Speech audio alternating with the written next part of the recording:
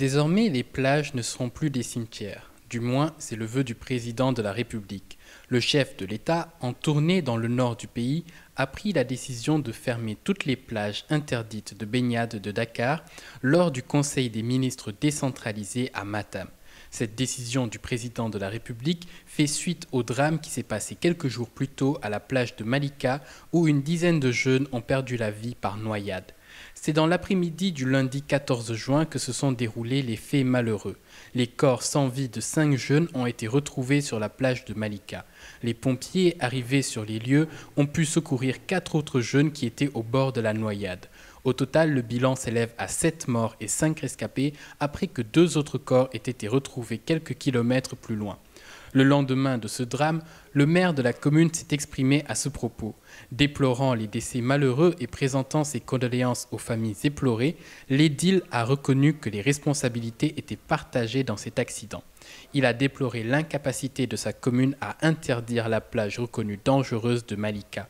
Le maire a surtout demandé l'aide de l'État, demandant des mesures dissuasives et coercitives comme celles qui ont été prises au début de la pandémie de Covid-19.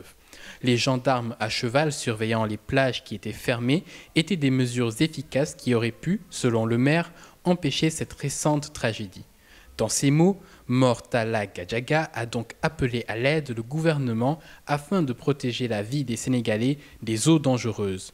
Un appel à l'aide qui a été entendu par le président de la République. Ce dernier est actuellement en tournée dans les régions du nord du Sénégal et a tenu ce mercredi un conseil des ministres hebdomadaire décentralisé à Matam. C'est durant cette réunion que le chef de l'État a pris la décision de fermer la plupart des plages de la capitale.